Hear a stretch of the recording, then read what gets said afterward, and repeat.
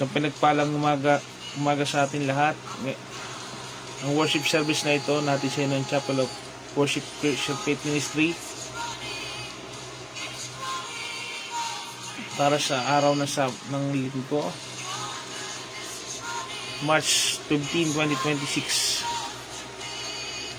Kamusta po ang lahat? Mga taga-subaybay natin sa ibang panig ng mundo through Facebook Live, to our YouTube channel. Nawa po na sa mabuti kayong kalagayan.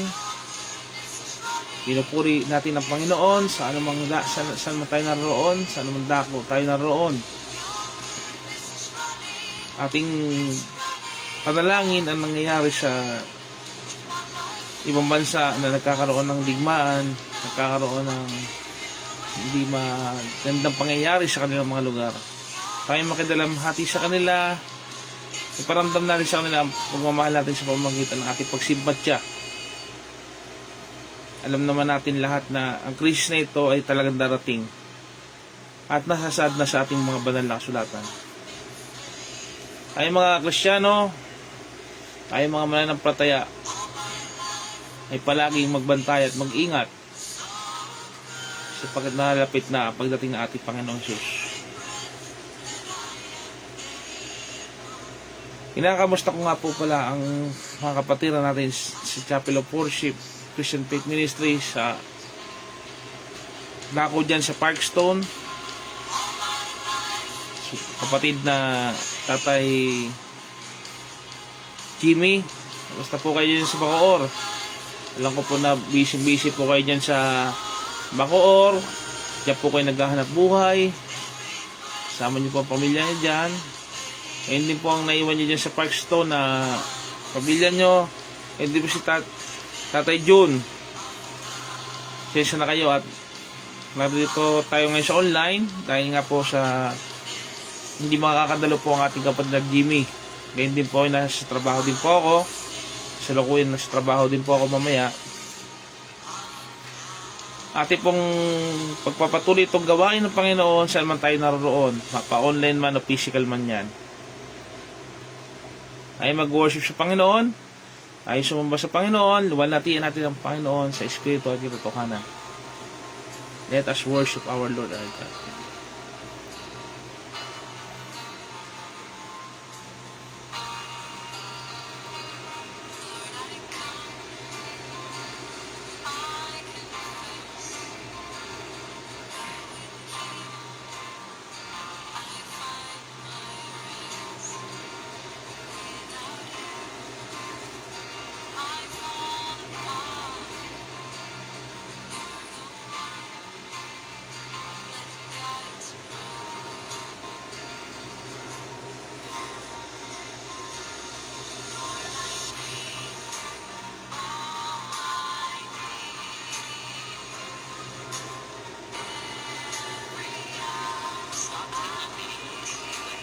Awitan natin ang Panginoon nating Diyos.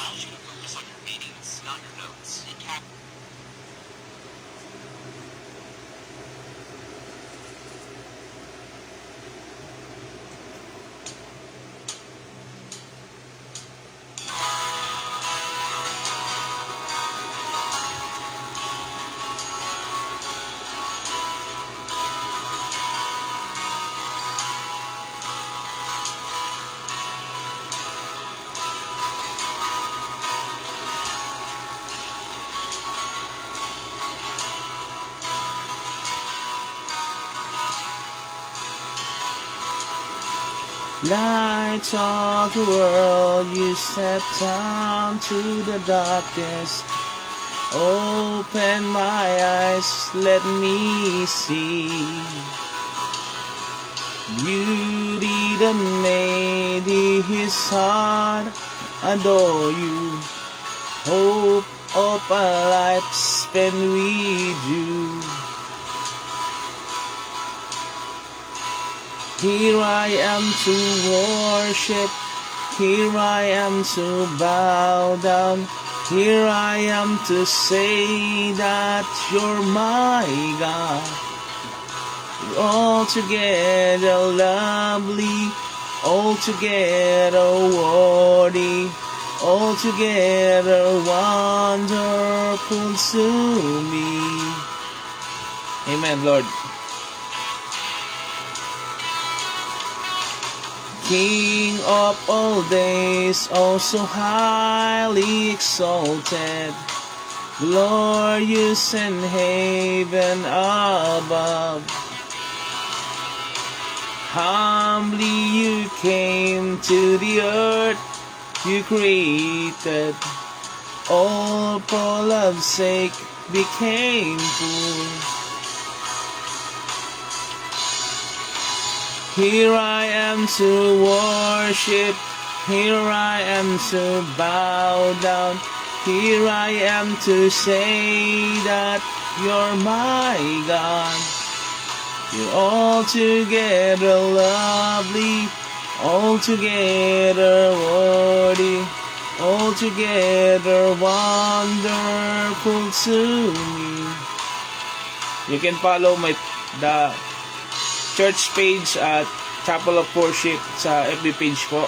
Nandun po, susubaybayan niyo po ako doon live. You can follow that. So, maka-follow, ma-update po kayo sa aming worship and church activities po. Let's continue. To see my sin upon the cross, we'll never know how much it costs to see my sin upon the cross.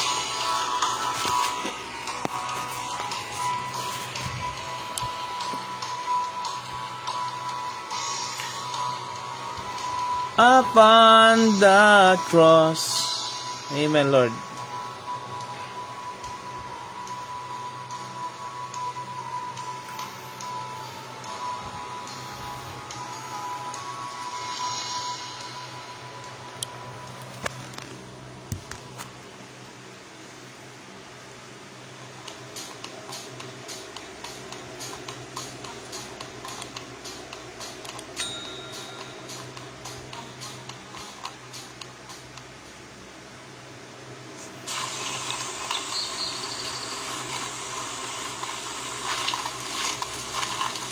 Let us worship our Lord into our hearts. Amen.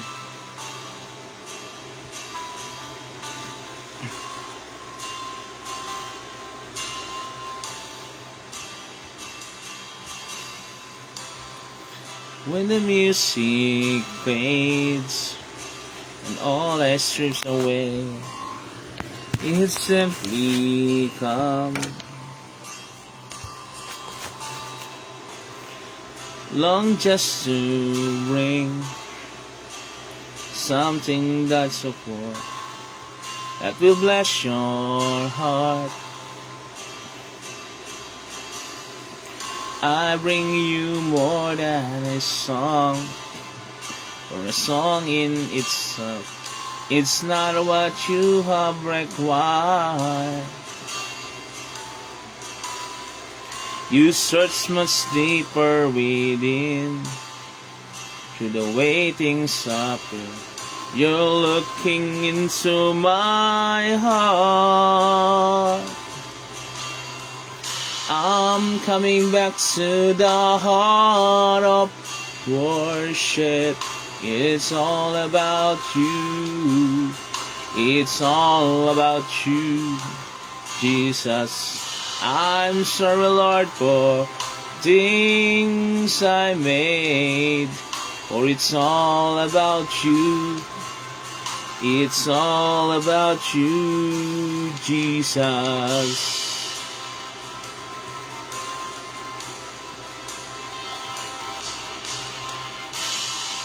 King of endless war, no one could express how much you deserve.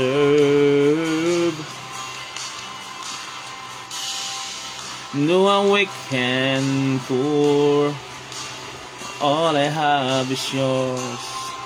Every single breath, hallelujah.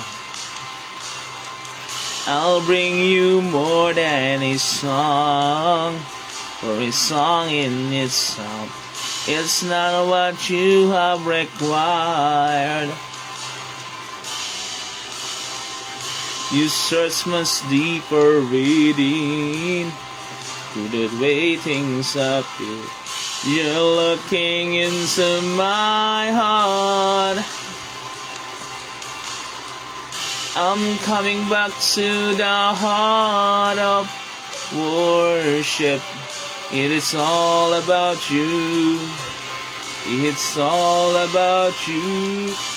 Jesus, I'm sorry, Lord, for the things I made. It is all about you. It's all about you. Jesus, I'm coming back to the heart of worship. It's all about you. It's all about you, Jesus. I'm sorry, Lord, for the things I made it. When it's all about you, it's all about you, Jesus. Amen, Lord.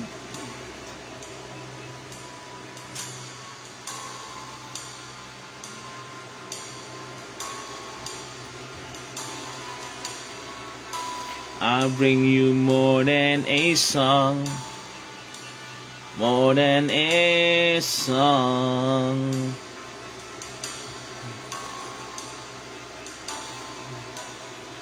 I bring you more than a song, bring you more than a song.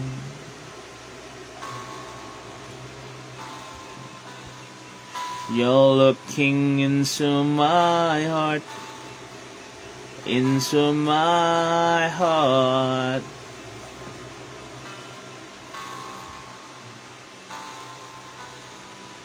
You're looking into my heart, into my heart.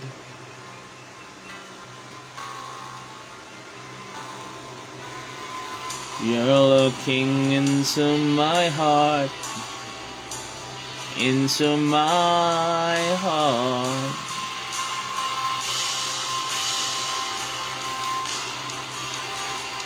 I'm coming back to heart of worship. It's all about you. It's all about you, Jesus. I'm sorry, Lord, for the things I made it. When it's all about you, it's all about you, Jesus. I'm coming back to the heart of worship. It's all about you. It's all about you, Jesus. I'm sorry, Lord, for the things I made. When it's all about you, it's all about you, Jesus. Coming back to the heart of worship. It's all about you. It's all about you, Jesus. I'm sorry, Lord, for the things we have made, but it's all about you, Jesus. Thank you, Lord, for the opportunity to proclaim your greatness, your holiness. Amen. Let's sing how great is our God. Okay.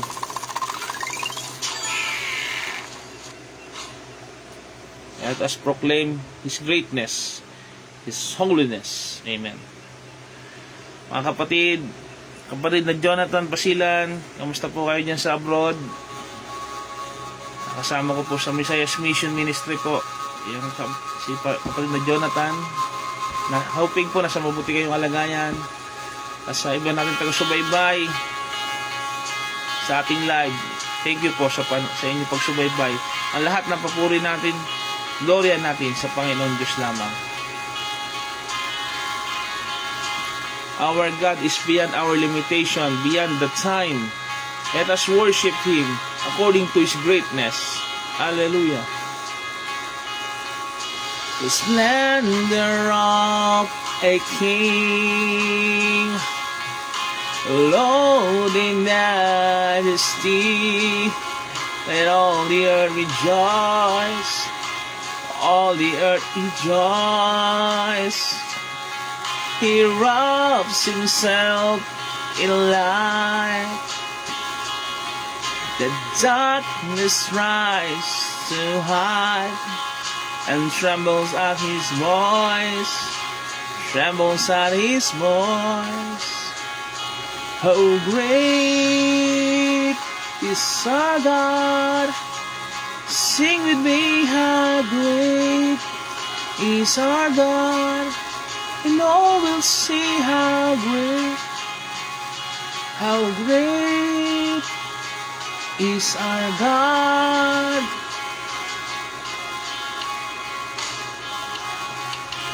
Age to age He stands, and time is in His hand, beginning and the end, beginning and the end. The Godhead three in one, Father, Spirit, and Son, the Lion and the Lamb, the Lion and the Lamb. How great is our God! Sing with me, how great is our God, and all will see how great is our God.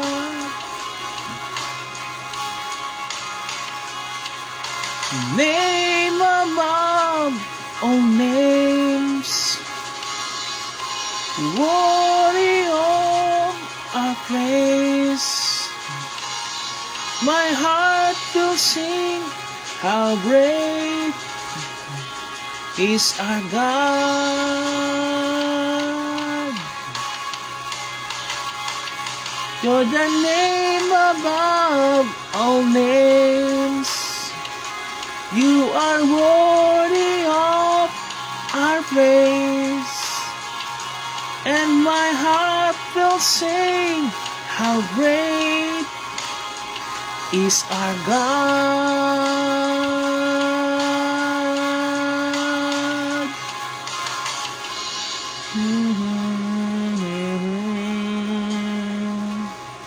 How great our God. Let us sing the praises. How great is our God. How great is our God. Sing with me, how great is our God. How great is our God.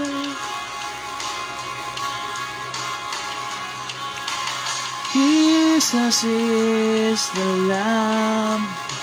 You are worthy, our Lord, to be praised. Your holiness, your kindness to us. Hallelujah. You are worthy beyond comprehension. You are worthy to be praised. You are great beyond all creation. Amen.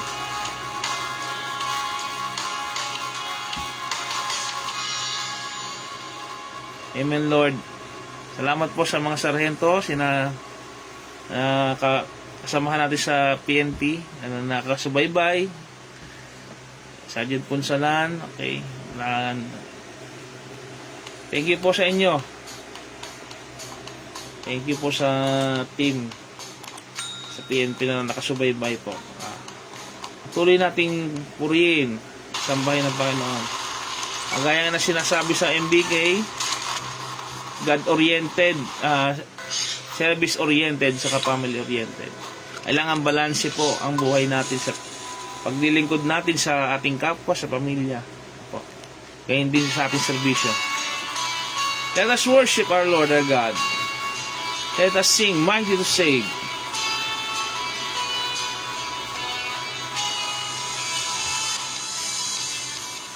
Let us sing Mighty to Save. Thank you for watching, mga kasama ko sa serbisyo. Let us sing. Everyone needs compassion, love's that's never failing. Let's mercy fall on me. Everyone needs forgiveness, a kindness of our Savior, the hope of nations.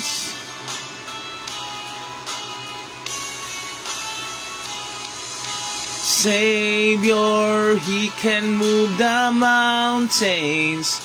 My God is mighty to save. He is mighty to save.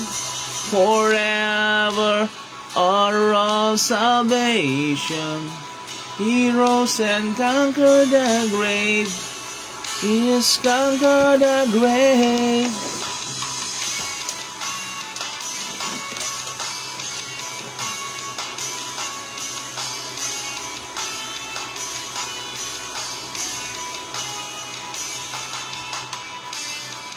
So take me as you find me, all my fears and failures. Build my life again. I give my life to follow everything I believe in. Now I surrender. I surrender, Lord. Savior, He can move the mountains. My God is mighty to save. He is mighty to save. Forever, author of salvation. He rose and conquered the grave. Jesus conquered the grave.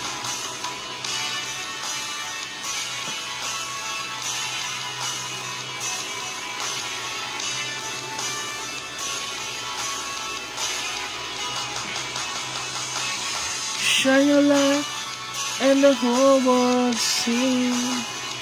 We're singing for the glory of the risen King. Shine your light, and the whole world sing. We're singing for the glory of the risen King. Savior, He can move the mountains. My God is mighty to save. He is mighty to save. Forever, author of salvation. He rose and conquered the grave. Jesus conquered the grave.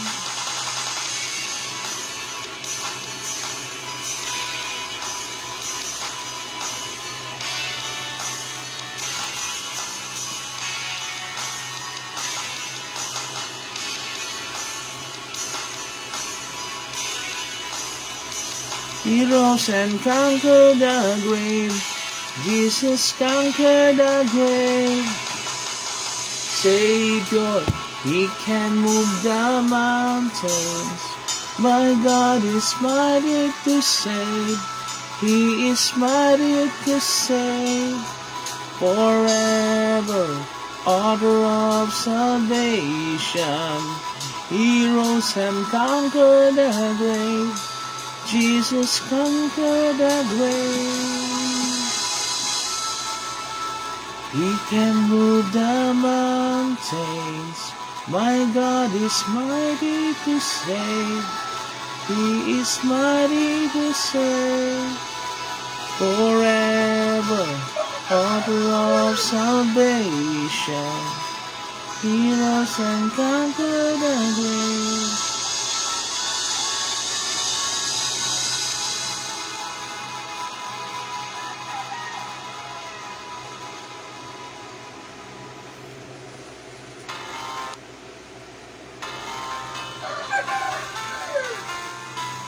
Hallelujah.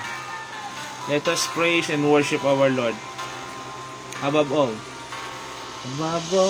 powers, above all kings, above all nature and all created things,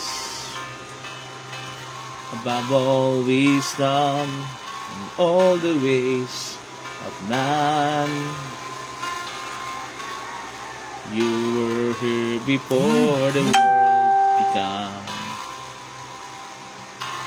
Above all kingdoms, above all thrones, above all wonders the world has ever known, above all wealth and treasures of the earth, there's no way to measure what you're worth. Crucified, laid behind the stone, you live to die, rejected and alone, like a rose trampled on the ground. You took the fall and thought of me above all.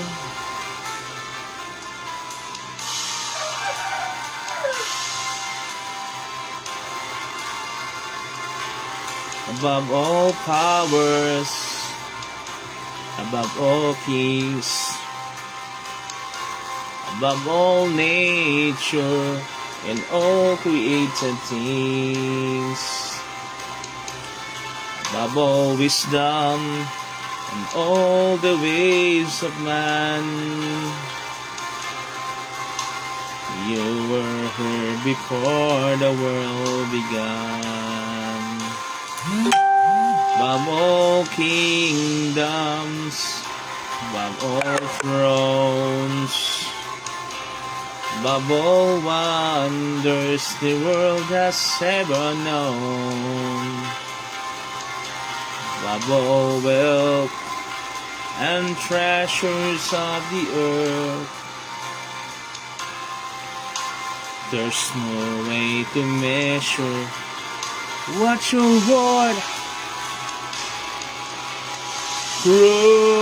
Crucified, laid behind the stone, you live to die, rejected and alone, like a rose trampled on the ground.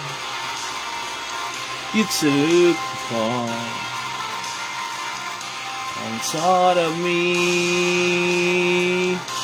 above all.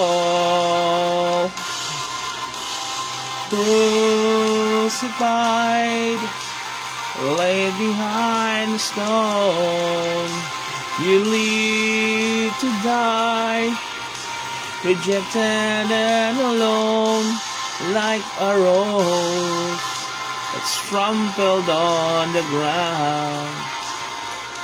You took the fall and thought of me above all. Like a rose trampled on the ground, you took the fall and thought of me above all. Like a rose trampled on the ground, He took the fault and thought of me above all.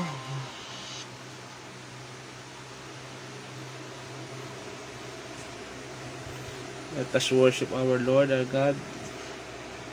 Ito pa pong awitin bago sa pagsimulan ng ating sermon.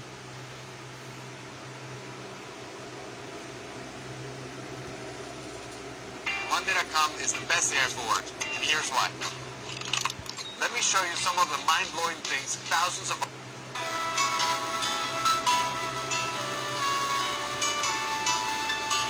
Akilang katapatan.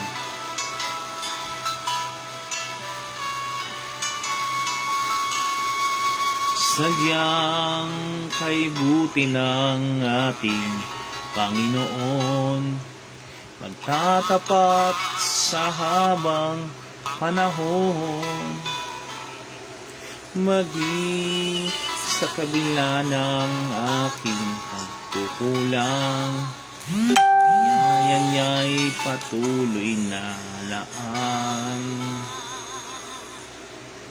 Katulad ng pagising gintong araw, patuloy siyang nagbibigay tanglaw. Kaya sa puso ko't damdamin, katapatan niya'y aking pupurihin.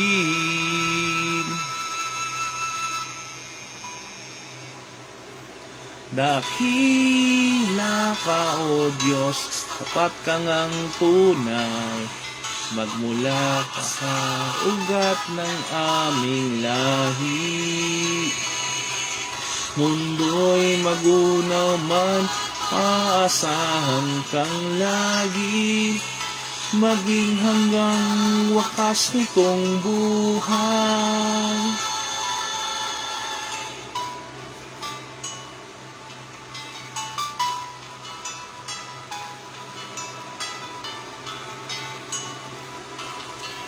Kaya, O Diyos, ika'y aking pupurihin, sa mundo'y aking awitin. Hila iyong katapatan, pag-ibig mo walang hanggan.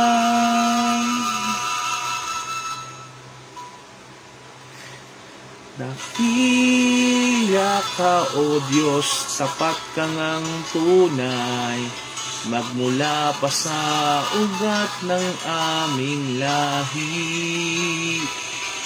Mundo'y magunaw man, aasahan kang lagi, maging hanggang wakas nitong buhay.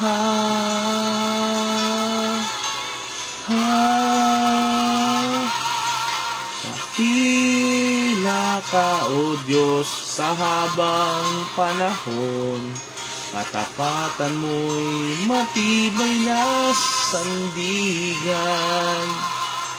Sa bawat tighati, tagumpay man ay naroon, naluyan ang pag-asa, hinahon. Pag-ibig mo'y alay sa amin noon hanggang ngayon. Dakila ka, O Diyos.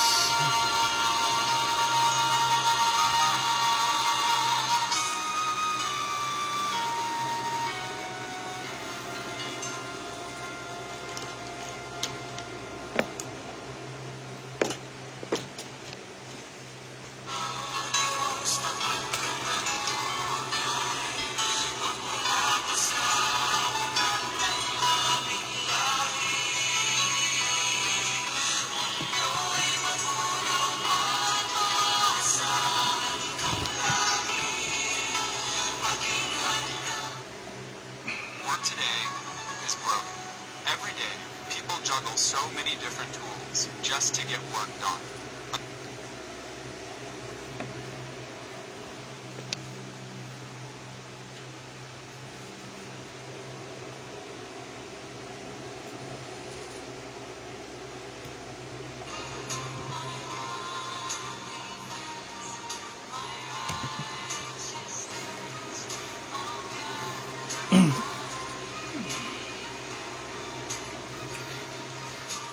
Tayo po ay magsisimula sa gawain ng Panginoon sa umagang ito. Ngayon po ay March 15, 2026. Dadako na po tayo sa pagpapahayag o sermon para po sa atin ngayong umagang ito. Sa pagdidiwang natin ng araw ng Panginoon. Natutuwa po ang Panginoon at tayo ay nagbibigay ng panahon sa Kanya sa pakikinig at pagsubaybay sa Kanyang ministeryo. Ang ating pag-aaralan ay patungkol sa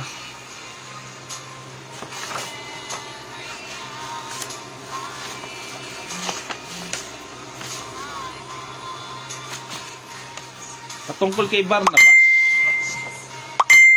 Barnabas o Son of Consolation. Sino po bang nakakilala sa atin kay Barnabas?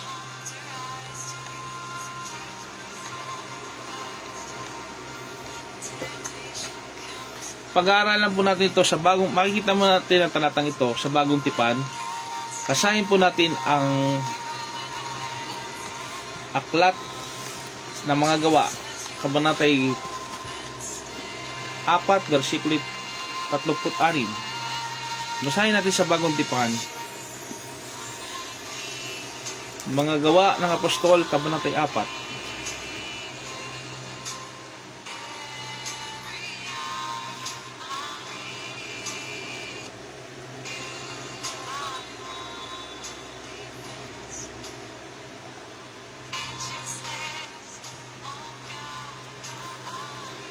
Kabanatay 4, versikulo ay 36.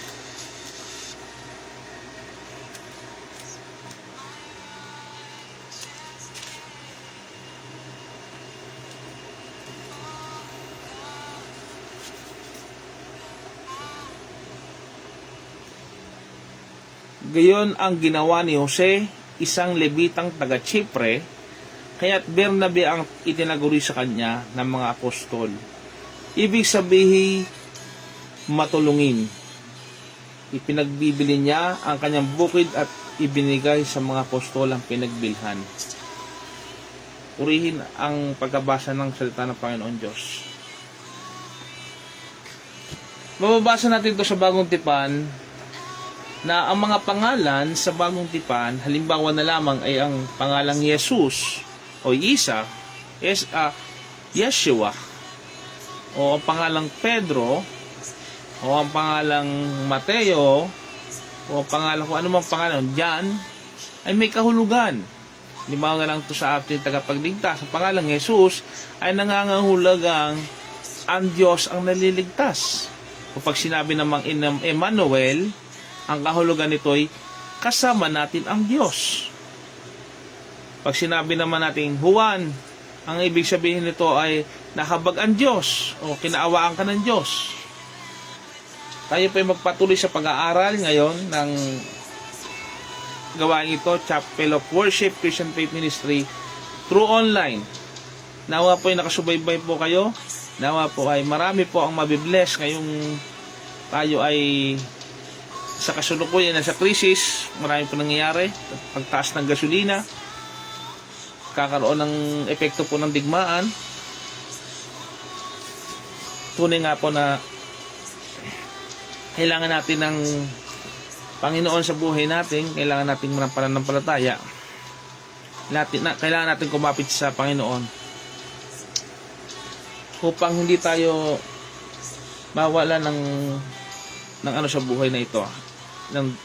Upang magkaroon tayo ng direksyon sa buhay nito, upang tayo ay mapanatili sa pananampalataya, kailangan nating basahin, pag-aralan itong banal na kasulatan na ito. Mga kaibigan, mga kapatid sa pananampalataya, ating pagbulay-bulayan si Barnabas. Kinakailangan natin ng isang inspirasyon sa buhay natin ito, na makikita sa buhay natin sa Biblia. At tinaguri ang si Barnabas bilang the encourager o yung nagbibigay ng comfort sa iba, nagbibigay siya ng aliw sa iba. So madaling salita, ang ibig sabihin nito ay kumbaga sa kumbaga sa isang kampiyon, halimbawa sa kampiyon, hindi siya nanalo, halimbawa, kung hindi man nanalo isang kampiyon, anong tatawagin doon sa second placer, third placer? Di ba tinatawag natin itong, bibigyan natin ito ng reward o medalya, second place, third place, bilang consolation prize. O sa isang nabigo, bibigyan natin ng, kung hindi niya man nakuha tong gift na ito o reward na ito, bibigyan na lamang natin siya ng isang regalo o pagkain upang hindi naman siya ganong masaktan. Kaya hindi naman sa mga nabibigo sa pang-araw-araw nating buhay, napakahalaga sa atin bawat isa ang matutong magbigay ng konsolasyon sa iba, magbibigay ng konsiderasyon sa iba.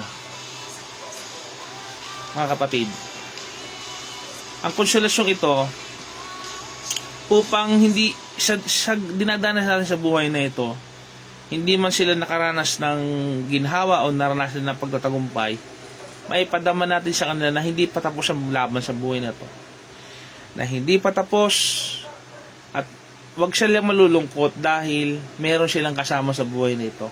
Ito nga tinatawag nating pagtulong natin sa mga nangangailangan o tinatawag nating pagdamay natin sa kanila sa oras na kailangan natin sila. Hindi yung sa panahon natin kasi ngayon, binabaliwala natin yung iba. Namarating lang natin yung tururok ng tagumpay, maging pinakadakila tayo, maging pinakamagaling tayo, o makaiwas tayo sa gulo. Hindi natin iniisip na yung iba. Hindi natin iniisip ang nararamdaman ng iba. Maging okay lang tayo, hindi na natin iniisip ang nararamdaman ng ibang tao. Dito matututunan natin kung paano tinuturo ng salita ng Diyos sa buhay ni Bernabe, kung paano siya tinawag na Son of Consolation.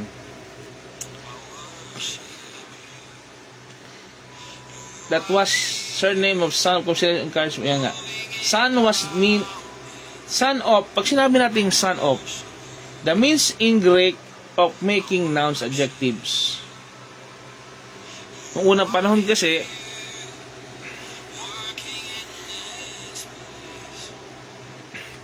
noong unang panahon pa kasi mga kapatid, mga kaibigan, tinatawag ang tao sang-ayon sa pagkakilanlan o karangalan, o tinatawag nating kung kanino siya anak. Halimbawa, saan kanila. Halimbawa, ako ay, ang pangalan ko po ay Arwin or Arwin Jan, ang pangalan ko po, anak ni ganito. Noong unang panahon, tatawagin kang Arwin Jan, anak ka ni Artemio, o pangalan ng taking tatay, anak ka ni ganito. Kung ikaw ay pangalan mo ay Robin, tatawagin ka na pangalan mo ay yung pangalan ng tatay ni Robin. Kung sino man ang pangalan ng tatay ni Robin, tatawagin siya bilang pagkakilanlan ng tatay niya. O halimbawa, si Jesus na taga, saan lugar ba yon? Saan siya nakatira? Nazaret. O tatawagin siyang Jesus ng Nazaret o taga Nazaret. Kasi noong unang panahon, napakaraming Jesus ng unang panahon. Maraming kapangalan ng ating Panginoong Jesus. Ano ba, yung Jesus na Barabas o Jesus na taga Nazaret? O, kasi may Barabas din ho eh. Yung pinalaya doon sa yung panahon ng papako ng Panginoon. Parurusahan ng mga kriminal doon sa ng mga Romano, ay may kapangalan ng Panginoon. Kaya tinaguriang, ano ba, Jesus Barabas o Jesus na taga Nazaret? Kaya nga po, napaka-importanting malaman natin yung background na istorya po, kung ano po yung ibig sabihin ng mga sinasabi natin na sa kanilang panahon po, yun ang pagkakatawag sa isang pangalan. Hindi kagaya sa panahon ngayon, nakikilala ka na ngayon sa apelyido na ibinigay sa iyo ng iyong mga magulang. O, halimbawa, Arwin Jan Lizardo. Kasi Lizardo po, yan po yung nakagisnan kong pagkapanganak ko pa lang, yan na yung apelyido ng aking magulang na ipinasa lang sa akin. Pero alam naman natin sa bansang Pilipinas tayo, yung mga wikang yan ang mga pilyedong yan ay pinili lamang ng mga ninuno natin noong unang panahon upang masabi lang na sila ay nasa kabihasnan o nasa kolonya ng mga Kastila. Kaya yan, hindi posible na may kaparehas kang apelido pero hindi mo naman talaga kaano-ano. Dahil nga yan ay kinuha lang ng mga ninuno nyo ng unang panahon. Maaaring magkaparehas ng pag kinuha ng unang panahon. Pinakamahalaga pa rin yung matitrace mo siya by magtatanong ka sa magulang mo, sa lolo mo, kung kaano-ano mo nga yung tao. Yan. Pero ang pag-uusapan namin, hindi naman tungkol sa mga bagay na yun, pang ibabaw na tungkol sa pangalan. Ang ibig sabihin natin dito yung reputasyon. Yung pangalan mo, anong kaakibat na reputasyon ng iyong pangalan. Sa pag-aaral po natin na ito, si Barnabas ay tinaguro ang Son of Consolation. Nangangahulugan po na si Barnabas ay nakatulong o naging inspirasyon sa iba habang kasama nila. Ating po pag-aralan, Son of Encouragement. Encouragement. Natutuwa ba kayo pag nakaka-encourage kayo ng tao? Na sa halip na kasama mo, nang manghihina, sa halip na manlulupay pagkasama mo, pagkasama mo siya, nagiging malakas ka. Nagiging masigla yung tao. Sa halip na maging malungkot, nalulumbay, pag nakakasama mo yung tao, na-encourage. Kaya nga sinabi rin ho sa New Testament, sinabi rin sa Bagong Tipan na huwag niyong pabayaan ang pagkakatipon kagaya ng ginagawa ng ilan, sapagkat malapit na ang araw ng Panginoon. Sabihin, maging encouragement ka sa ibang kapatid sa pananampalataya. Marami po kasi iwawaksin nila itong pananampalatayang ito kay Kristo. Marami po kasi ang mangyayari po kasi nito, mga kapatid kaibigan, pasama na tayo ng pasama. Itong henerasyon natin na ito, kung sa nakaraang henerasyon mas masama, ngayon ay sumama na, kasi darating pang henerasyon, kasama po ko ng pasama. Bakit ko pa nabanggit yan? Dahil nasasaad na po sa banal na kasulatan na ang ating panahon ay magkakaroon ng taghirap. Maghihirap po ang panahon natin. Pero yun yung kaibat po ng taghirap na yan.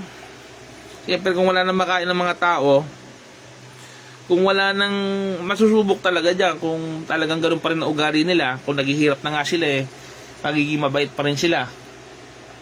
Kung despite ng pagsubok na yan, sa kabila ng magiging mabuting tao pa rin ba sila? O magiging masama na sila? Yan po masusubok. Sinabi nga ng Book of Revelation, ang mga banal o ang mabuti, magpakabanal pa. Yung masama, wala tayong magagawa, magpakasama pa sila. Nakalagay yun sa Book of Book of Revelation na talagang may mapapahamak at talagang may maliligtas. Kaya kung kayo may pagkakataon pa, sisi tayo sa ating mga kasalanan, piliin natin na maging sa panig tayo ng Panginoon, sa anghel ng Panginoon, sa Panginoong Diyos, upang sa pagdating na paghahatol, madatnan tayo ng Panginoon na pinili natin siya. Kaya nga, okay magtaka kung bakit tayo inaaway tayo, maraming masamang tao nagigil sa atin. Ayun, dahil nga po yan sa espiritu ng masama. Dahil nga po yan sa ayaw nila sa kabutihan. At talagang ang mundong ito, talaga mas iibigin nila yung paggawa ng kasamaan kaysa kabutihan. Pero tayo mga Kristiyano, kung manatili tayo sa Panginoon, kung talagang sa katotohanan tayo, hindi tayo magiging ganoon, na magiging masamang tao. Sa halip, maninindigan po tayo sa kabutihan na kasama ng Panginoong Diyos.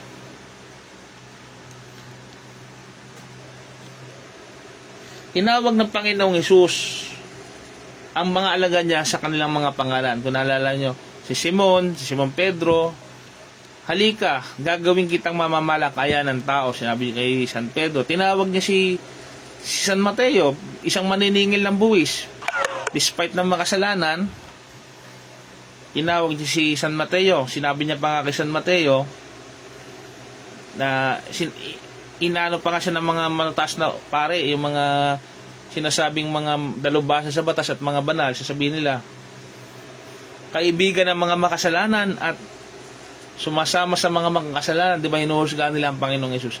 Pero ang Panginoong Hesus, kilala nila ang bawat tao. Halimbawa na lang, si Pedro, si Andres, si Nathaniel, yung mga 12 disipulo niya, kilala niya po yon. Hindi pa nga siya pinapanganak, kilala na ng Panginoon. Sa pangalan, kilala sila ng Panginoon, sapagkat ang Panginoong Jesus ay ang taong, siya po ay nagkatawang tao, siya ay Diyos na nagkatawang tao. Kilala niya po sila. Maliwanag po na tinawag niya sila, kilalang kilala niya sila. Kung tayo sa panahon natin ngayon, nananampalataya, kilala tayo ng Diyos.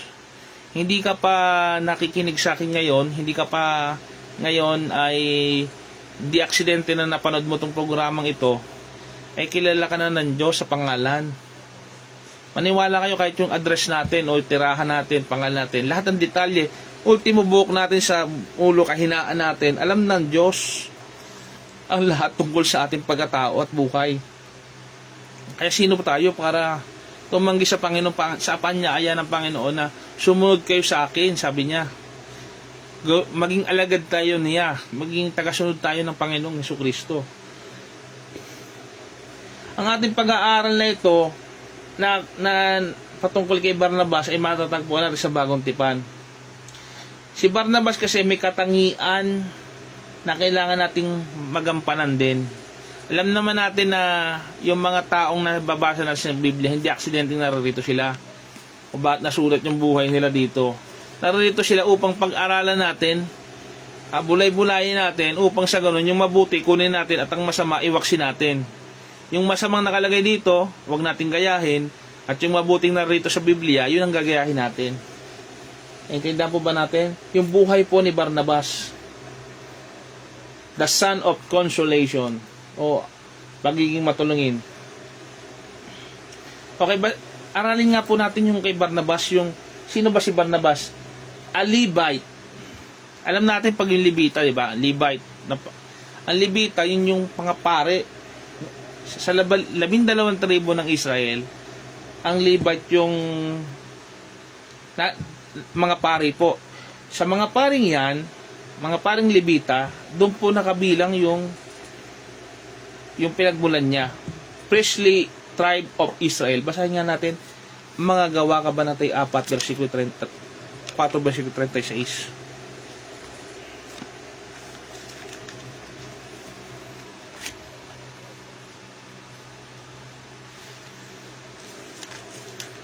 Gawa 4:36.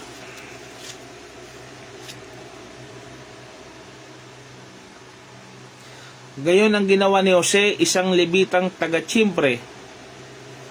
Kaya't Bernabe ang tinaguri sa kanya ng mga apostol. Ibig sabihin, matulungin. Nabasa naman po natin na yung pinagmulan sa Levite, a native of Cyprus, Acts 4:36. Taga-Chipre, o sa English, Cyprus. Yan po yung pinagmulan niya. Basahin natin yung 37. Ipinagbili niya ang kanyang bukid at ibinigay sa mga apostol ang pinagbilhan. Masasabi natin na si Barnabas ay isang may kayang tao. Kasi ikaw ba naman yung may lupain? Ikaw ba naman yung may bukid? O, diba? Ang ginawa, ang nakasulat po dito, ipinagbili niya ang kanyang bukid at ibinigay sa mga apostol. O, ginawang pondo yung lupa. Nung unang panahon, kung may lupa ka rin, siyempre mayaman ka o may kaya ka, di ba po? Pag-aralan din natin yung buhay, yung ginawa ng sakripisyo ni Barnabas na yan, ng kapatid natin si Barnabas na nung unang panahon. Ibinigay niya yung wealth, yung sariling immaterial wealth niya, yung kayamanan niya para sa mga apostol. Ikaw ba naman, kung wala kang pananampalatay, gagawin mo ba yun? Talagang sumasa kanya ang Panginoon at talagang Christian nga ito si Barnabas, kasi yung gift of, yung pagpapalakas loob nasa kanya eh.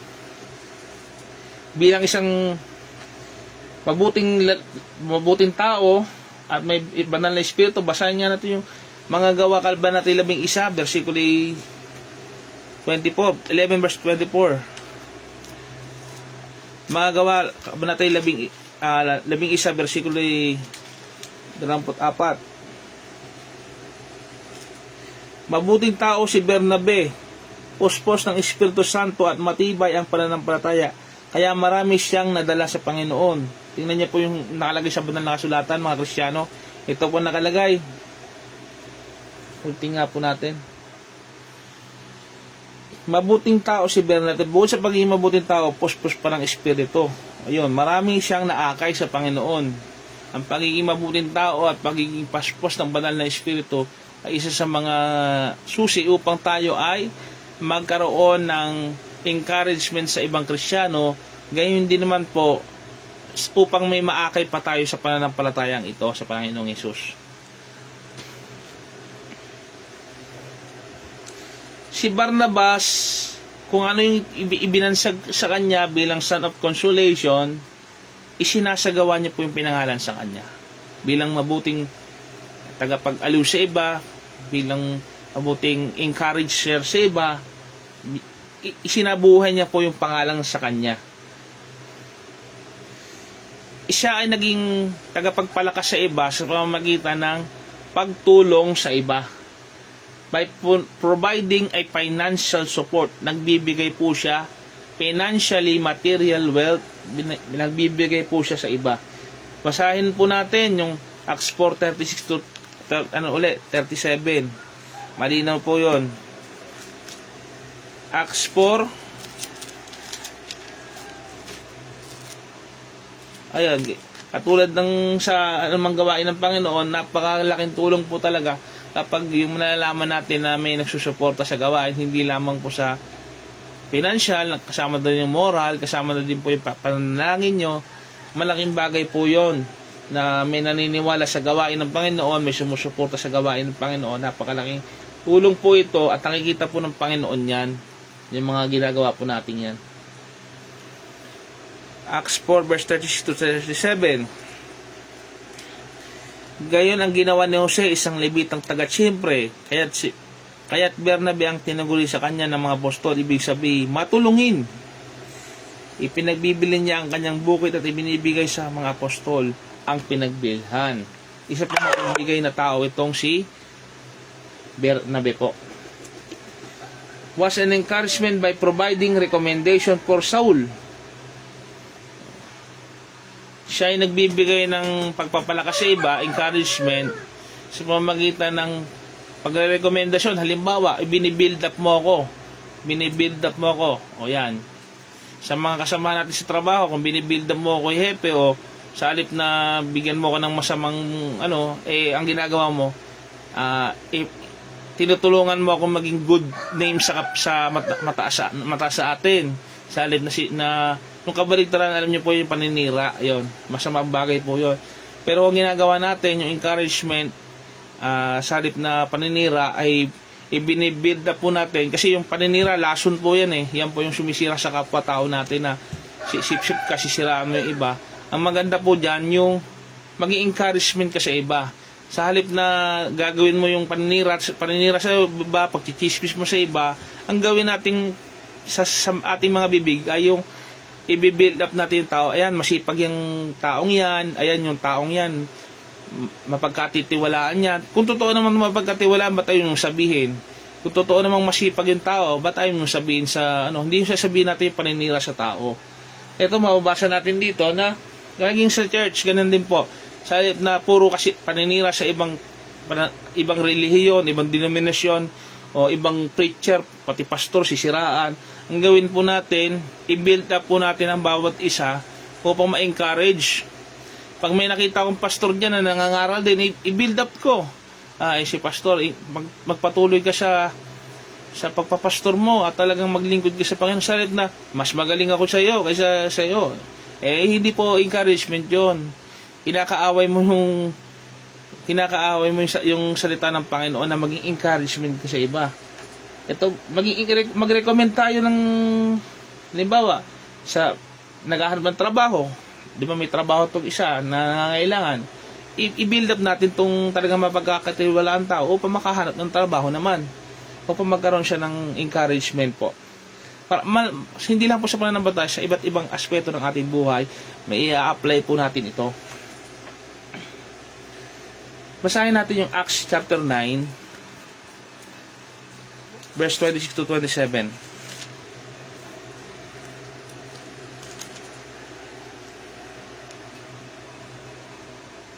Pagdating ni Saulo sa Jerusalem, sinikap niyang mapabilang sa mga alagad doon. Ngunit ang mga ito'y takot sa kanya at hindi makapaniwalang isa siyang alagad. Verse 27. Subalit sinama siya ni Bernabe sa mga apostol, isinalaysay niya sa kanila kung paano napakita ang Panginoon kay Saulo at nakipag-usap dito nang ito'y nasa daan. Sinabi rin niyang si Saulo'y buong tapang na nangangaral sa Damasco sa pangalan ni Jesus. Tingnan niya po, despite sa na ginawa ng Apostol San Pablo noon na pangalan ni Saulo, ay si Bernabe sa tulong ng Banal na Espiritu ay ibinild up pa sa ibang mananampalataya na hindi nagtitiwala kay Saulo. Kasi nga po mamamatay Kristiyano itong si Saulo, si Pablo.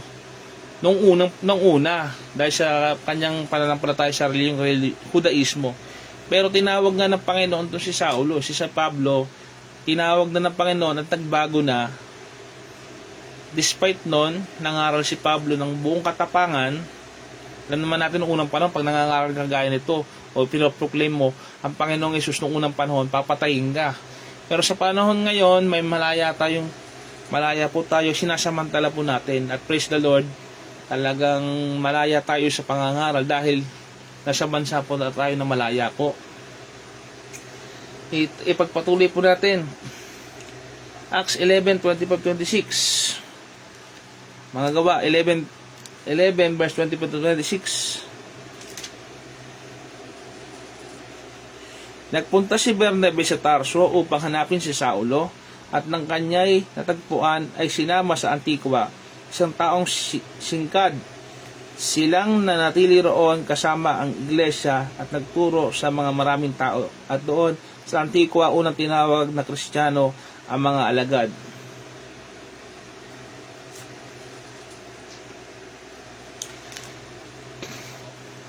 Nakita natin doon yung mga Kristiyano noong unang panahon, yung mga kakatangian nila, kung paano sila nagkakapagbigay ng encouragement sa iba. Verse 23. It was exhorting brethren and Antioch. 11:23. Nang dumating siya roon at makita ang pagpapala ng Diyos sa kanila, siya'y nagalak at pinagpayuhan silang lahat na natiling tapat sa Panginoon.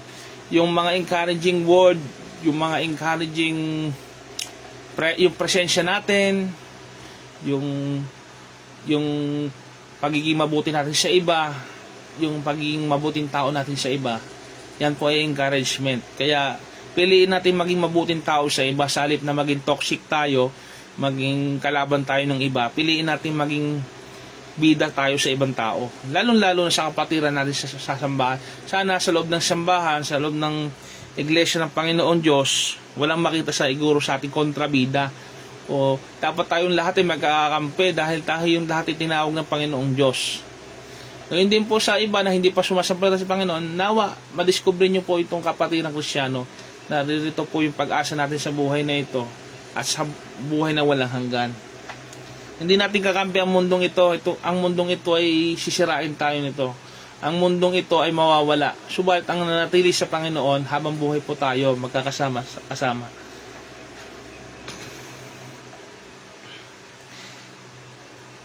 Mababasa naman natin sa Acts chapter 14 verse 12. Kung mga gawa 14 versikulo 12. Tinawag nilang Zeus si Bernabe at Hermes naman si Pablo sapagkat siya ang tagapagsalita. Ayun. Nabasa po natin na si Bernabe kasama niya si Pablo, magkasama po sila, magkompanyon po sila. Halimbawa, si Pablo ay nahihirapan sa ganitong pagsasalita, meron po siyang kasama si Bernabe na binansagan nga sila ng mga Grego noong panahon na si Hermes at si Zeus. Alam naman natin na yun ang mga Diyos-Diyosan nila. Subalit, nakita natin doon na yung pagtutulungan ng dalawang Kristiyano upang mahikayat naman din ang iba na manampalataya sa Panginoong Jesucristo. Nagtutulungan po dapat ang mga Kristiyano, hindi nagsisiraan, kung tunay nga kayong Kristiyano at Kristiyano din ako, dapat tayo ay nagtutulungan sa halip na nag-iinggitan, sa halip na naghahanap ng mali sa iba. Huwag tayo maging kagaya ng Pariseo na naghahanap ng kamalian lamang. tingnan natin na may pag-ibig ang bawat isa upang kung may maitutulong tayo, gawin po natin. Pagpatuloy po natin. Kailangan maging mabuting partner po tayo. Maging mabuting kasamahan sa iba, lalo na sa pananampalataya. Kung sa mundo, hindi tayo makakita ng mabuting kaibigan, nawa sa pagsasama-sama na itong pagiging Kristiyano natin, dito natin matagpuan yung magkakaroon ng tunay na tao, tunay na kaibigan, tunay na katrabaho. Nawa yung mga Kristiyano dyan na mga kasama ko sa trabaho, naway magliwanag tayo na sa ganun, magpakilala tayo sa mundo na tayo talaga ang mga tunay na may pag-asa na sa atin ang tunay na kaibigan. Sa ganun, pag makapakita natin sa mundo, susunod sila kay Kristo dahil mabuti ang ating example. Okay, pagpatuloy natin, naway maging pagpapakala tayo sa ating pag-aaral na ito. An encouragement by taking Mark to Cyprus to work. Sa pagtatrabaho, kailangan tutulungan.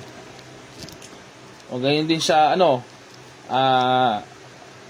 Acts chapter 15. Basahin nga natin sa English. English version naman para may iba naman tayo 15.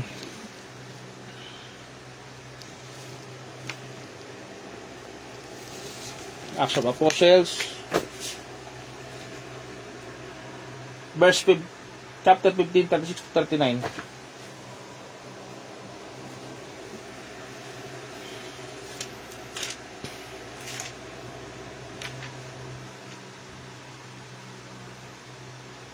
Okay, subaybayan pa natin.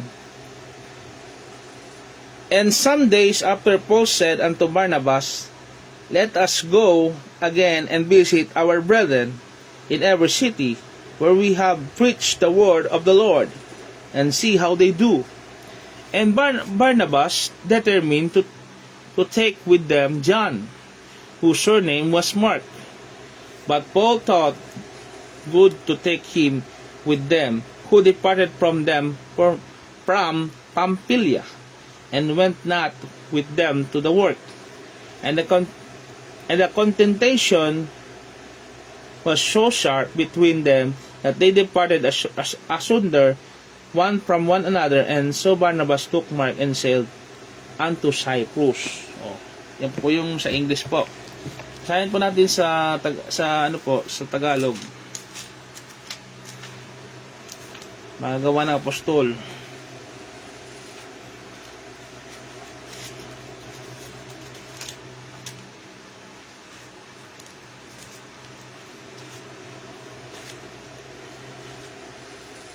Verse 36 to 39. Makalipas ang ilang araw, sinabi ni Pablo kay Bernabe, balikan natin at dalawin ang mga kapatid sa mga bayang pinangaralan natin ng mga salita ng Panginoon at tingnan kung ano ang lagay nila. Ibig ni Bernabe isama si Juan na tinatawag ding Marcos, ngunit ayaw ni Pablo sapagkat hindi siya nagpatuloy na sumama sa kanila sa kanilang gawain, kundi humiwalay sa kanila sa Pamphylia. Nagkaroon ng mainitang pagtatalo kaya't naghiwalay sila. Isinama ni Bernabe si Marcos at naglayag sila patungong Chipre. Nakita natin doon na yung pagsama nila sa nakaka-encouragement yon. Yung halimbawa, may gawain tayo sa ministry, may mga mahirap na tasking tayo sa Panginoon, o kahit sa trabaho natin, sa secular, o kahit anuman, sa pamilya, kapag sinasamahan natin, nakakapagdagdag yon ng encouragement.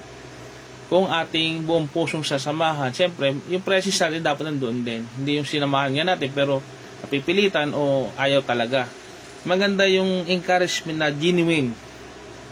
Ayan po. Nakakapagdagdag ng, aside yung meron tayong pananampalataya at pagtawag sa Panginoon, siyempre yung companion natin dito bilang kaya nga tinawag tayong magkakapatid, nakakadagdag po yun, yung encouragement natin sa iba. Saka yung bukod tayo yung nakaka-encourage, sila din naman nakaka-encourage sa atin.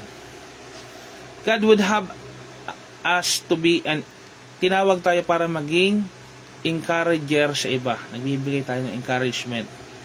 Gaya nga po ni Bernabe o Barnabas. Yan po. Ang kinakailangan na simbahan ng tahanan ng komunidad yung kagaya ng kay Bernabe. Yung attitude po niya. Kayahin po natin si Bernabe na matulungin, nagbibigay ng motivasyon sa iba, nagbibigay ng kasiglahan sa iba,